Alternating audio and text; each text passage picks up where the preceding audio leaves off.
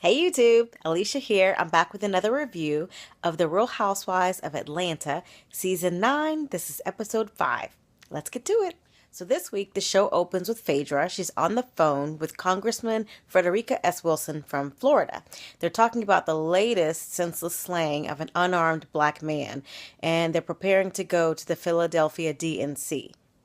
During the call, Phaedra tells the congresswoman that they need to organize something in Philadelphia while they're at the DNC and have access to all of these politicians and people in power. Portia stops by to say hello to Phaedra, give her a quick update about Todd, and Phaedra invites her to come along to the DNC. So then we move on to Cynthia and Kenya. Kenya is at a cake decorating class because Matt's birthday is coming up and she's decided to make him a special cake. And she invited Cynthia along just to take part. So during this class, Kenya mentions to Cynthia that she's planning a couples trip to go ATV riding and she's going to invite Kandi and Todd. So Cynthia gets sad because she's no longer a couple and she won't be able to go. During the call that Kenya makes to Kandi to invite her, she asks Kandi to invite Lena and RL. And Kandi asks if Kenya's going to invite Sheree, and she laughs and says no. Now we catch up with Sheree and Cairo. It's a very serious scene where Sheree reveals that she received a phone call around 1:30 in the morning from the authorities because Cairo was pulled over for driving under the influence. With all of the unrest going on right now between the cops and black men, Sheree is terrified. And Cairo says that he had been smoking weed earlier, but was not under the influence when he was pulled over. And he was pulled over just for an expired tag. But the cop pulled him out of the car, and the whole thing could have gone way left real quick. So Sheree has decided, listen, I need help. This is a grown man. I need his father to be more involved. So now we're with Todd and Kandi at the OLG restaurant. It's time for the weekly check-in of the construction project. And it looks the same. I see no change from week to week. And neither does Kandi. She says that they are 3 months behind. She's getting stressed out. And she really needs she needs things to move along. Well, look who the cat dragged in. Peter pops up at the Old Lady Gang restaurant to say hello to everybody and to let us know he's opening another restaurant in North Carolina, and he has a couple of them going on right now in Atlanta. So he's in town because of his new bar. So he and Todd go off to do man things and talk, and Peter starts talking about how he and Cynthia are going towards a divorce. Todd asks Peter what happened with Cynthia, and Peter says that basically Cynthia and he are different people. She's not built the same as him. He was on his grind and she started getting tired of it. Basically, he sees it as she did not support him 1,000%, and that all wives should support their husbands 1,000%. So he's putting all the blame on Cynthia, like it's her fault that he was in some girl's face and he got caught on Instagram. Is that him supporting her 1,000%? Maybe that's what support looks like from Peter's perspective. I don't know. So then we see Cynthia. She and Noelle are out house hunting. They go to this really cute lake house that's over 4,000 square feet and costs about $1 million, but it's beautiful. And so Cynthia's considering it if they can come down on the price. She tells us that one of the things that Peter asked for in the divorce was that she sells the house, which I found very interesting because the only thing Cynthia said she wanted was the house. So here we go, Cynthia. I hope you're paying attention. You're so worried about being friends with this man, and he's just worried about being petty. The one thing you want from him, he wants you to sell. Now we get to see Phaedra and Portia frickin' frack in Philadelphia at the DNC. Portia's wearing this really cute blonde wig. It's like a blonde bob wig. Very cute on her. So we get to see scenes of the DNC. We get to see people speaking. We get to see the crowds, lots of footage. It was really neat to see. So now we're back to Sheree. Sheree has enlisted Bob's help in talking to Cairo about this whole DUI incident. So they go over to Bob's house, and Bob starts talking about how as an athlete, when he retired, he got his own marijuana card, so he really can't judge Cairo or hold him or make him feel guilty for using marijuana because it actually has therapeutic uses.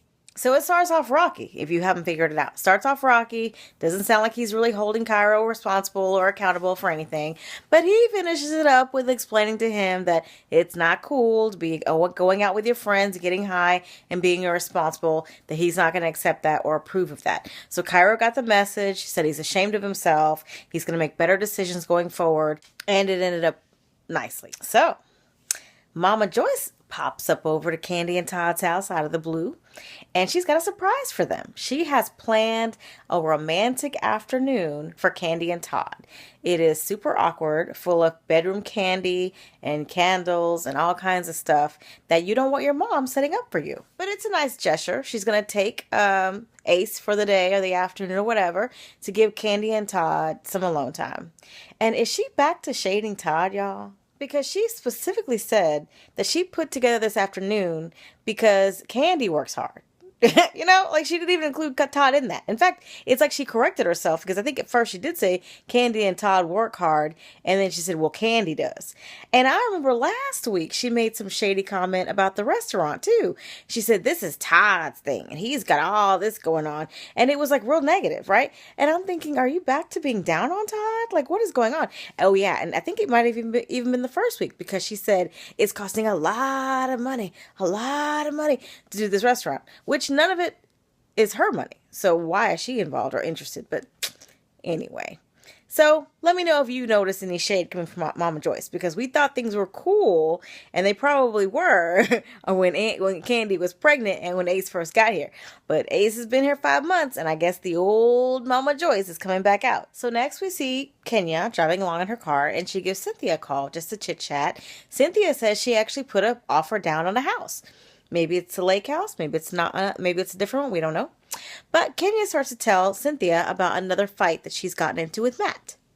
Apparently, for Throwback Thursday, Kenya posts a picture on Instagram of her and Jay-Z a million years ago, and it really made Matt feel some kind of way. So he starts getting angry, and she says when he gets angry, he starts bumping into things or knocking things over and just being physical, right? Not with her, but with objects. So Kenya's not sure now. She doesn't feel comfortable with it. She feels like Matt's immature, he can't handle it, and she's bothered by it. So now he's upset, and she's hoping he'll calm down so they can still celebrate his birthday. So I made a comment about this last week, but I had to edit it out of my video because of length. But I will add it here as quick as possible. One of the reasons that I have concerns about Matt and Kenya is that Matt genuinely has a problem. And he got all bent out of shape over some text messages that he found on Kenya's phone. We don't even know the nature of the text messages, but he got so outraged that he kicked the door in, he broke her shades, he got real physical real fast. So what happens if Kenya runs into an old friend, like in the flesh, and she's giving him a hug or something like that, and then Matt walks in, doesn't understand what's going on? I mean, he can get real physical again against her and the guy. Like, he has a temper problem and he's super insecure and he doesn't know how to handle it. It's a real issue and they're not even addressing it. That really bothers me. They're making it sound like, well, Kenya's the problem, and I'm not saying she's not a problem, but in this relationship she's with someone who does not know how to control their temper and is immature. So either they're building it up more than it is, or they're really ignoring a potentially dangerous situation for Kenya. So we get to Kenya's event for the ATV for Matt's birthday, and Matt does not show up. After their little spat over Instagram pictures, he went to California to be with his sister who's giving Kenya the hardest time in life. So yeah, that's what he did with his temper tantrum. He left town and did not come back for the birthday party, which was a surprise. So he didn't know it was going to be a party for him, but he still left town and didn't deal with the situation head on. So after the DNC, Phaedra's on her way to visit Apollo. He's outside of Philadelphia. On her way there, she gets a phone call from her office manager saying there's been a bomb threat at her office building. So she, of course, is panicked. She calls her mother and says, get the boys. Her mom tries to calm her down and says, don't worry, you handle your stuff. I got it over here. She prays with Phaedra, kind of calms her down a little bit, and the show ends that way. The last thing is that Apollo calls her. She just arrived at the facility. She tells him what's going on, and then she goes in. So that's it for this week, y'all. That's episode 5 of The Real Housewives of Atlanta. What did you guys think? Did y'all think it was interesting? What do y'all think about Matt and Kenya? I'm really interested in knowing, does anybody else see this as a problem, or is it just me? What else did y'all like? Did y'all enjoy the convention, y'all? What did y'all think? Leave me a comment below and let's discuss it. I'll see you next week.